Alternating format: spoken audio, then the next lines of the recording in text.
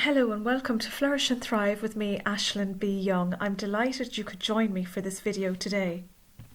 Do you want to flourish and thrive in your life and realise the very best version of you? Well, I want that for me, and I want it for you too.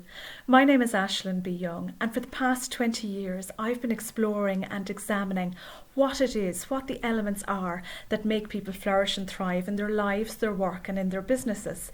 And today I'd like to share some of that with you.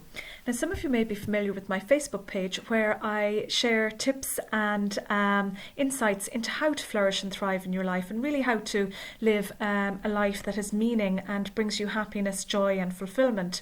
And as part of that, I often suggest books that I've read that I've found particularly useful on my journey to flourish and thrive, and I share those with people in the hope that they may gain some of the insights and knowledge that I've accumulated over the period of time.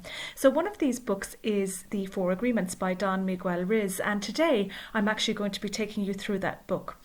For me, this book was very insightful, and it gave me a new opportunity to review my own behaviour and to look at what was working for me and maybe what wasn't, and try and make some changes. So I'm hoping that this will do the same for you.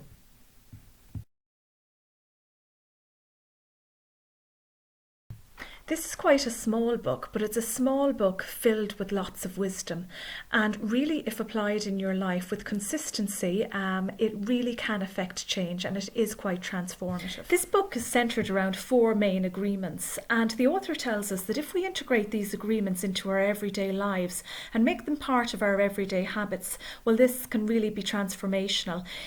Through this, we can realise more success in our personal lives, in our family lives, with our communities, and of course in our working lives, whether that be in our employment or in our own businesses. So what are these 4 agreements? The first one is to be impeccable with your word. The second one, don't take anything personally. Agreement number 3, don't make assumptions. And agreement 4, always do your best. Now let's look at each one of these in turn. So let's start with the first agreement, be impeccable with your word. What exactly do we mean by this? So let's look at what the author means when he says be impeccable with your word.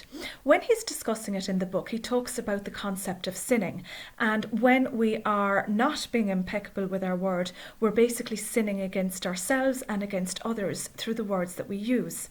So those of you who followed me for some time now may actually recollect that I talk a lot about the inner critic and the inner dialogue that we have going on. And if we just look at this for a moment, when we are not being impeccable with our word within ourselves, that's when our inner critic comes out to play.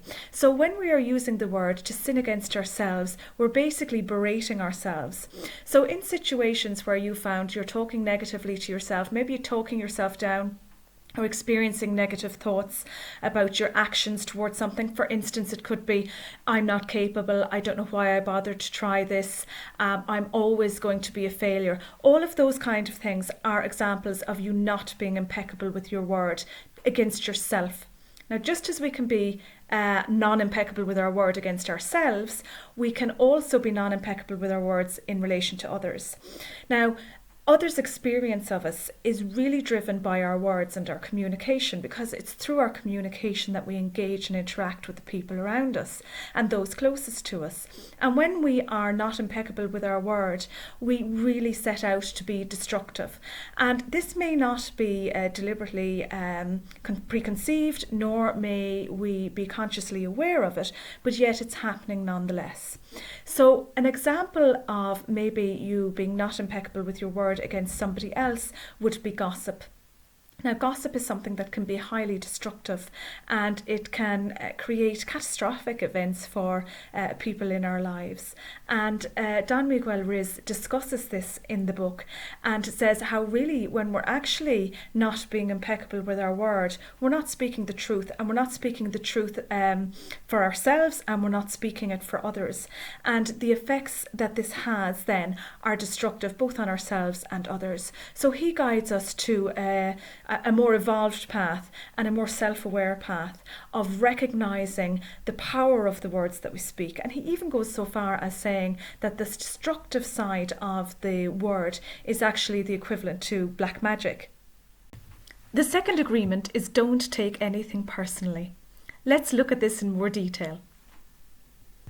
Building on from the first agreement where the author tells us to be impeccable with our word, when we're at the receiving end of those words from others who aren't so impeccable with their word, and they say words that might ordinarily hurt us or cause us to rethink our position or cause us hurt and pain, what the author then says is that this is actually a reflection of the lives of those particular people and really has no bearing on us, and in fact is none of our business.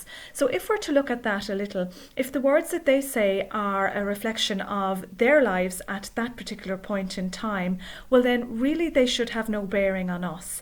And when we actually choose to take things personally that other people say about us or to us, then we are actually giving them a power. We're buying into the agreement that they set for us rather than setting our own direction, which is not to take things personally and to actually recognize that these words and these behaviours are nothing to do with us. There's actually magnificent freedom in integrating this belief into our lives, because when we decide not to take anything personally, it means that we're not actually pulled in multiple conflicting directions and competing directions by the actions and words of other people. And just because they think, believe or express something, it doesn't necessarily mean that it's true. And even if it is true, whether it's true or not, it doesn't really matter, because we're not taking it personally. So there's huge freedom once we decide to do that in our lives. Agreement number 3 is don't make assumptions. Let's consider that in a bit more detail. There are a couple of Irish sayings around assumptions, and the first one is that an assumption makes an ass of you and an ass of me. And the second one is probably a little bit more risque, and it is assumption is the mother of all bleep-ups. So let's look at making assumptions and what the author says about not making assumptions. So what happens when we make assumptions? When we make assumptions, we assume something to be true and we operate on that basis. And the action that we take or the reaction that we have actually occurs because of the assumption that we make. Just because we make the assumption, it doesn't necessarily mean that it's actually true. So what the author suggests that we do is that we ask questions, we clarify, we explore whether there's truth in the perspective that we have. And really it's about recognizing that there are multiple perspectives on particular situations. And just because we have a perspective, it doesn't necessarily mean that that perspective is true or accurate. The key takeaway that I got from the third agreement, don't make assumptions, is to clarify. Let's take a look at the last agreement, the fourth agreement, always do your best. I'm inclined to agree with the author when he says that really we need to always do our best, and when we do our best, that's when we become our best. And in becoming our best, we can realise the goals and the dreams that we have in our lives, whether these are for our personal lives or our professional lives.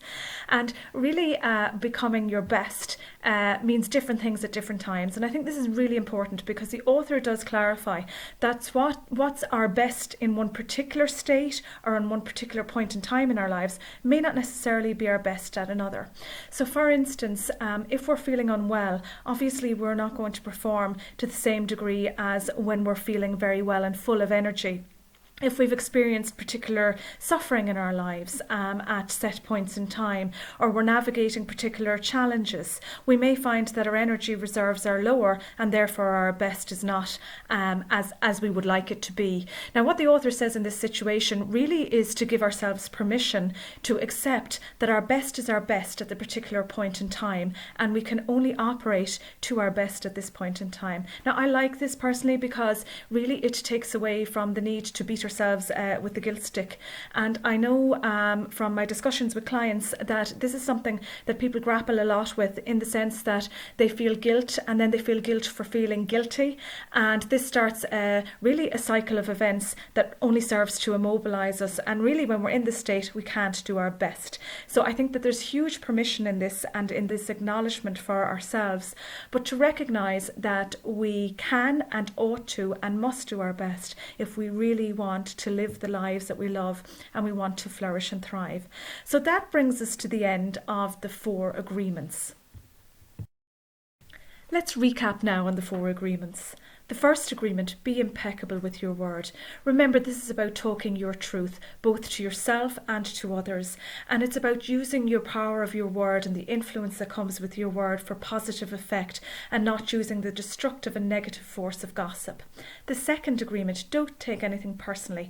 Where people are at is exactly where they are at. It is nothing to do with you, so therefore what they do, what they say, the way they behave is none of your business.